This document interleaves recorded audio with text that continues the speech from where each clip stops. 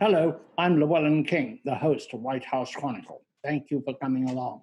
We think of this as a program that offers solutions as well as challenges. Today, we're going to look at electricity and energy in general after the election. The electric world in particular is changing very fast, but that is not something that is generally recognized or seen because it's been, from the consumer point of view, you and I, who use electricity, quite seamless. In reality, it is anything but seamless. Huge changes are taking place. And to look at those today and what the election will mean for them, I have assembled three very talented people from Guidehouse, globe-circling consultancy that deals extensively with electricity. My guests are Jan Brims, Karen Wilson, and Lisa Francis. They're all partners in Guidehouse in the energy, sustainability, and infrastructure practice. Thank you, all three, for coming along.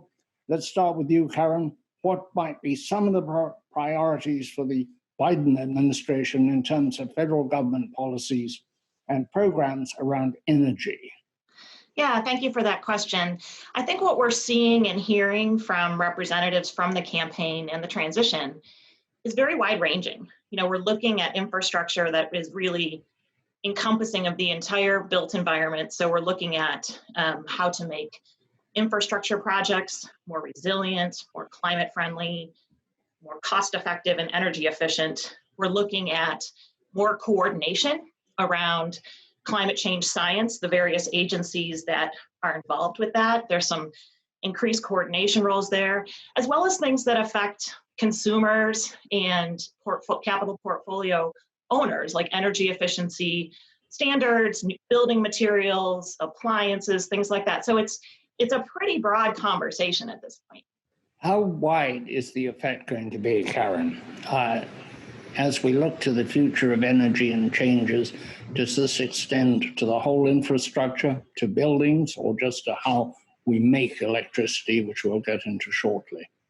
No, I think if you look at what's being written and talked about in terms of an energy approach, it really is very encompassing. It's not just what we think about grid resiliency and the production of energy, but also the built environment, roads, bridges, buildings, and also extending to the use of our lands and how to make our public lands, our agriculture more resilient and more adaptable to climate changes and to shocks. So I think we're seeing something that's pretty wide-reaching at this point. How much of it can be accomplished and in what time frame is obviously still yet to come, but what we're seeing is very, very comprehensive in terms of the ideas.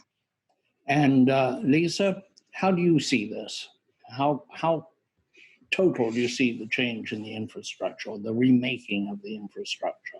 Well, I think there's going to be a total remaking of the infrastructure. I think Biden, the Biden administration, he's going to really hit the ground running in day one, and his climate plan is going to force things to move toward net zero greenhouse gas emissions by 2050. He's going to be investing $1.7 trillion in clean energy and jobs, and he's got a number of executive actions that he's going to be taking to reach this goal, which I'm very excited about. I've kind of been waiting my whole career for this moment, so I'm excited about the changes that are going to happen, both on the infrastructure side, on the policy side, to really accelerate the movement to clean energy in the U.S. And what is happening in clean energy? Simplistically, it's getting off fossil fuels onto renewables. Explain it in some detail, please. Yeah, and this is not new. This has a long time coming, and we've seen already a lot of change in the last decade or so. But I do agree with Lisa. If we have an administration that really pushes the agenda of climate change and sustainability, this will merely accelerate it. But yes, we've seen renewables for decades coming onto the system in the last 3 to 5 years at an accelerated pace. For example, I think this year alone we're adding about 23 gigawatts of wind renewables to the system here in the U.S. The highest record so far was around 11 or 12 gigawatts. So that's almost like a doubling of our highest year of adding, renewable wind. Would somebody like to define for me what renewable energy is? And in the public mind, I think that immediately says wind and solar, but what about other options? Lisa, you want to take this one? Well, sure. I mean, there are a lot of renewable energy options that are clean energy sources. There's biomass technologies, there's hydroelectric, there's onshore wind and offshore wind. There is also solar energy, which can be something called photovoltaics, which converts the sunlight directly into electricity, but there's also solar that can be used for hot water heating. So there's a lot of, and then there's geothermal technology, which is using the heat in the ground for power as well. So there's a lot of different variations of renewable technologies, but in general, they're a clean energy resource relative to on clean energy, nuclear fits into that, but it doesn't fit in as a renewable. Is that an awkward place that nuclear finds itself? It has all the virtues, but not the correct parentage. Well, it has no emissions, so it is considered clean, but there is the issue of waste disposal, which has to be addressed. And I think that's why I sometimes wonder, is it really a clean renewable resource? So in general, when you look at some of the states' 100% clean energy targets and plans, many of the utilities sometimes when they have their own targets will allow nuclear to play in for meeting those targets because there are no carbon emissions associated with it. We have some very ambitious state goals for clean energy. Do you think the utility goals, do you think the utilities are going to be able to meet that? Yeah, I think we've seen a lot of utilities increase their targets in line with state targets, or even in certain cases ahead of state targets. So I absolutely think that utilities are stepping up to the plate. Now, back to the question that you asked, Karen. The energy transition is more than just renewables. I just want to make clear to your audience that the renewables and renewable energy is a big part of that. But to Karen's point, it really changes the way we live in cities because we're going to build our buildings differently, and we're going to make our buildings cleaner and more sustainable. Transportation, the way we move people or goods will change as well. So it's really building this future that is carbon free, carbon neutral, but also more friendly through the use of technology and interaction with citizens and customers of energy providers. Right, I think that's true, and I think we've seen several states really try to set more aggressive targets and to take more aggressive actions for themselves in terms of their infrastructure and their energy plans. And I would think a Biden administration would continue to encourage that and provide those sort of incentives and support for states that really want to get out front in the way that they're tackling climate resilience.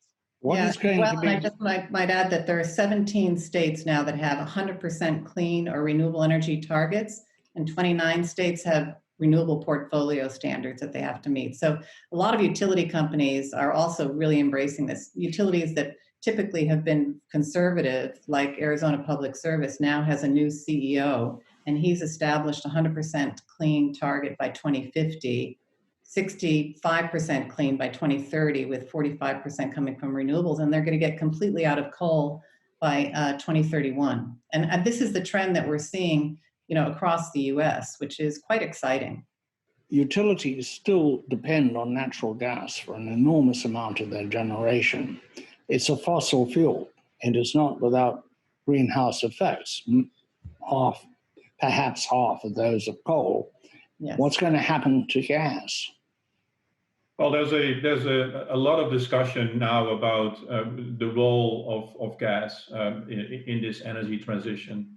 And many years ago, we have stated that natural gas will be a transition fuel, but it will be a long transition. This is not a light switch; it's a transition. So it's going to take multiple decades. But we clearly see a need in like 2050, as Lisa pointed out, when we want to have a carbon neutral energy system, we need a renewable gas. And there's a lot of developments on that. I think you had one session specifically on this topic of hydrogen as well, Llewellyn. So yeah, the Europeans are clearly taking the lead, as well as some of the Asian countries, in developing renewable gas from renewable energy, wind or solar, at very low cost, that will produce a gas that is that doesn't emit any greenhouse gases when you use it. You can use it for power generation. You can use it for transportation, for heavy trucks and buses.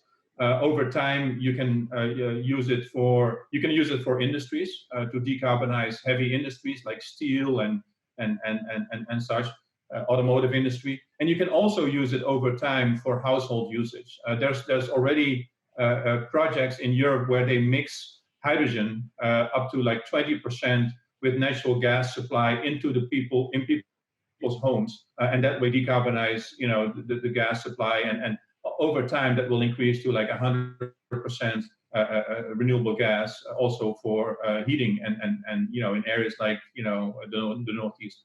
We're still building new pipelines for natural gas. The natural gas industry seems to be highly set on a prosperous future, and we're getting a lot of natural gas very, very, very cheaply from fracking. How does this fit into a green future? Is all that going to close down? Is it going to be gradual? What is going to be the damage to the natural gas producing states, which include industrial states like Pennsylvania? It will be gradual. As I said before, it will be a transition. It's gonna require multiple decades, in certain parts, 3-4 decades to get there. One thing that Biden had mentioned too is that he probably will put methane pollution limits on operations, and so that's one way of probably addressing it as well. When we say methane pollution, we mean leaks from natural gas pipelines, from fracking sites, and in fact, through the whole cycle of natural gas, there's leakage. That's the problem. While you're up, why don't you tell us about carbon capture, utilization, and storage? Is that part of this future mix? I mean, there's a lot of work going on with carbon capture sequestration. The costs and the economics are still not quite there, and I think that's the biggest challenge that they're trying to overcome at the moment. But that certainly will be a part of the portfolio of technology solutions to achieving our 100% clean goals that we're trying to get to. I personally don't think there's any one technology winner. It's got to be a portfolio of technologies that's going to get us to where we need to go. For the benefit of our listeners on Sirius XM POTUS Channel 124, you're listening to White House Chronicle. I am Llewellyn King, the program's host. My guests today are Jan Brins, Karen Wilson, and Lisa Francis. All are partners in the energy, sustainability, infrastructure practice of Guidehouse, the global consultancy.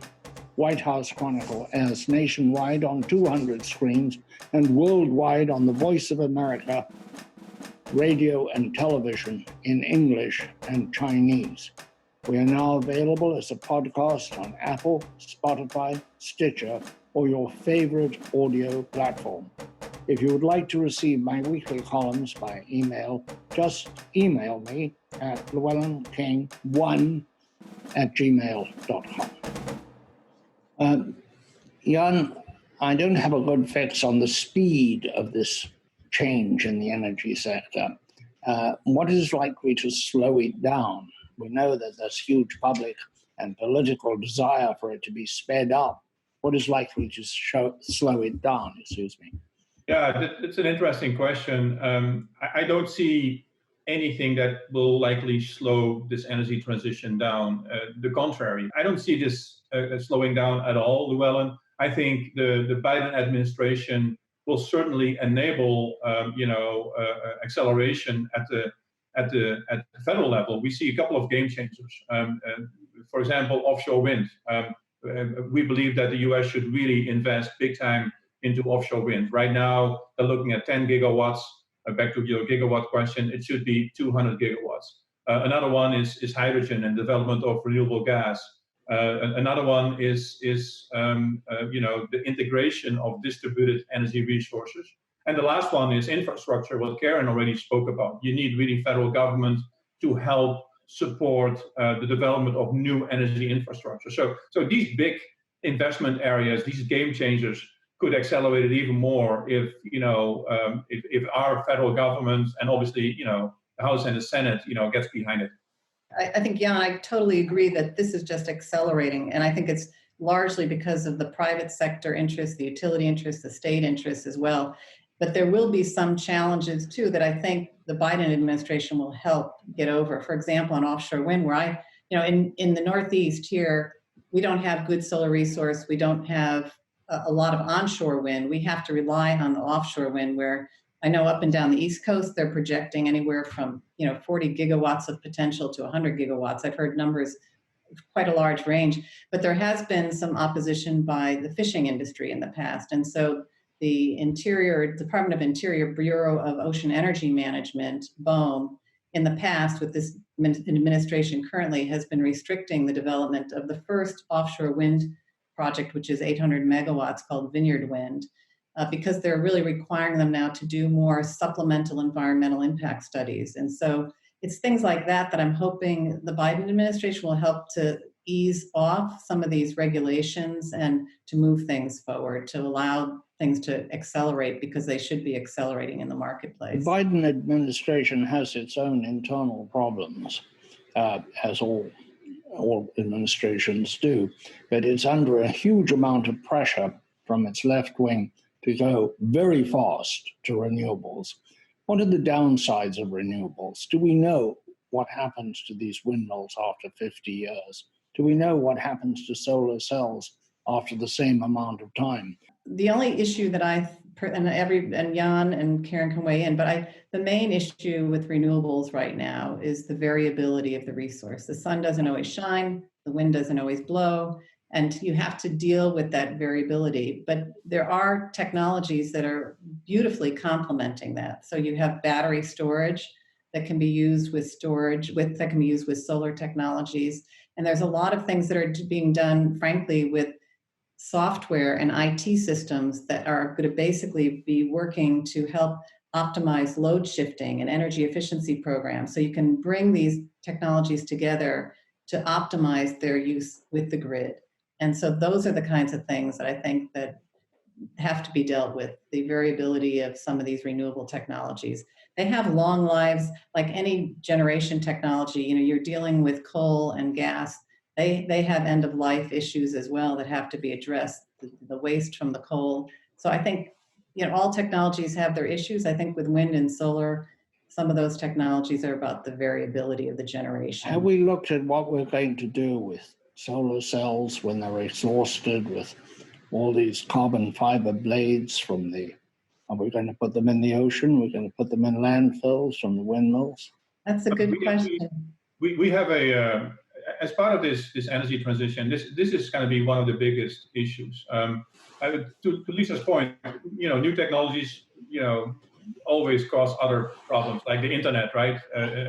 Great invention, but it's causing some issues as well, and we're going to have to work through those issues. But the biggest issue of the energy transition is really the assets, right? Is the retirement of assets, and whether it's oil assets or gas assets, or over time wind farms. We're going to need to deal with that, and I think it's one of the biggest challenges for our industry. Now, with that being said, if you look at wind turbines, we already see concepts of reuse and building in circular economy concepts. Same with solar panels. If you already have the wind farm established and you have the connection established, you can actually change out those turbines pretty quickly, reuse some of the scrap material to build new. So I think the concept of circular economy has to build into this energy transition. The points of where we capture the sun or the wind will be the same, and then the individual assets will be renewed over time as you buy a new car after 7 or 8 years. And there are many companies looking at how to best recycle the components of these different technologies. So that's already being addressed in R&D. They don't have all the answers currently, but it is being addressed. Guidehouse is leading or has played a key role in getting the financial institutions together to play their role in moving towards a renewable future. Tell us about that. Yeah, Guidehouse is supporting an initiative which is called a PCAF, and PCAF stands for Partnership for Carbon Accounting Financials. And this is an initiative where the financial institutions globally are coming together to figure out ways how they can monitor and manage carbon emissions within their own portfolio. So I think right now it's close to 90 financial institutions, some of the largest banks and investment firms in the world, representing 1.8 trillion of assets.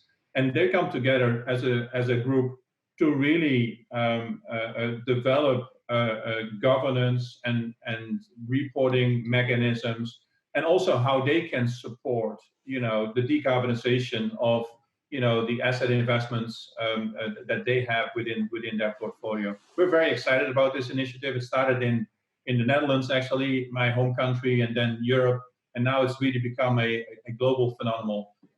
And I believe that if we have the government on one side, we have the financial investment community and the banks, and then we have the private sector, as well as the manufacturers in the space, all geared around the same objectives. I think that would be really, really helpful in terms of. We're beginning to run out of time, so tell me, everybody, what technology particularly excites you? What is coming along? It might be in storage, not necessarily generation, and it might be in the handling of fuels. Anybody very excited about any one particular technology? Well, I guess I'm excited about electric vehicles just because, currently transportation accounts for the most carbon emissions in the United States. It's now surpassed emissions from the power sector and generating power plants. So, I think electric vehicles, I have an electric vehicle now, and I love the performance of it. I think it has potential to be transformative, and I think it's an exciting technology. If we can. Lisa, you're in Washington, right? I'm in Boston, actually. Oh, you're in Boston. Well, the same question. It's just nice to know where you are. It's Karen who's in Washington, and Jan is in Miami. But do you have any problems getting it recharged? None at all. I want to buy one, but I live in an apartment building, and there's no charging possible here yet. Well, I think they're working on ways, we work with a number of utilities who that's what they're doing. I think there's innovation not on the technology side, but the other thing I'm excited about is all the innovation going on the business model side. So the utilities are also looking at ways of creating new business incentives, like performance-based incentives, to help get some of these new technologies in the marketplace. And I think the build out of EV infrastructure is going to be key for electric vehicles, but it's happening. It's happening by the private sector, and it's happening by the utilities, and there's a lot of different creative financing schemes that are taking place to help roll those technologies out. We also have an electric vehicle, and we love it. And you're in Washington. We do, yeah. And you get it charged without difficulty. Yes, we have a charging station behind the house, but there's lots of other places to do it. But I think I'm always excited about any new building materials and appliance efficiency and building efficiency technologies and innovations that are constantly sort of coming onto the market to enhance cost savings, resiliency, and more sustainable sourcing, as well as energy efficiency. So that's why. Okay, Jan? Yeah, I think that's a good point. We often forget about efficiency, but the best way is obviously, not using the electricity, and that's what Karen is talking about. And we have a large team, and we have made significant progress there. The last one, I'll get back. I might sound like a broken record, Llewellyn, because I think when you interviewed me a couple of years ago for the first time, I mentioned this as well. But I'm very excited about hydrogen and the potential of hydrogen. We know we need a renewable gas to really meet the objectives of 2030, 2040, or 2050.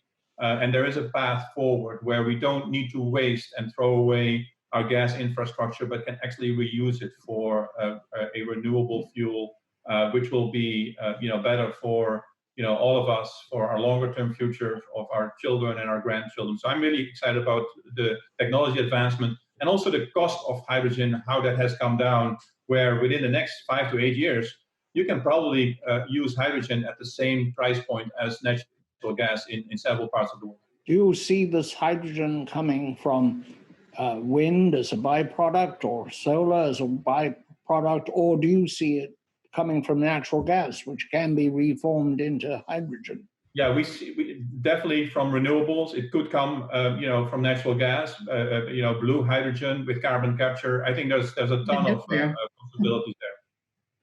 And nuclear too, Jan, too, right? And I don't know of several utilities that are looking at making hydrogen from nuclear. Correct. This is the new excitement, I think, in the nuclear industry. It's been a difficult year for everybody. What excites you about next year in this field? Anybody? Well, I guess I'll start. For me, I feel like it's an unstoppable trend that's moving toward 100% clean energy in the U.S. I've been in this field now since the early 1980s, and I saw under the Carter administration this huge interest, and then when Reagan administration came in, it kind of came to a halt, but that was because the technology costs weren't quite there yet, and it couldn't sustain itself by itself.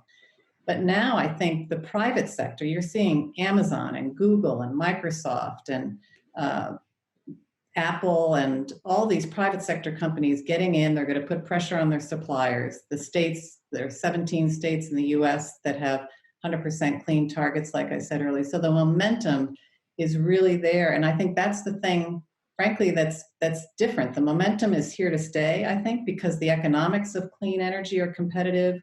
We've got the jobs that it's creating. Advanced energy now is 3.5 million jobs in the US, and that's after COVID. And then there's an environmental imperative. So the thing that I'm excited about is that there's no turning back now. This is finally going to happen after all these years I've been in this sector, hoping it's going to happen. And I think we're finally on like Jan said, an accelerated path. And Jan, what excites you about this coming year in energy? For me, is that energy.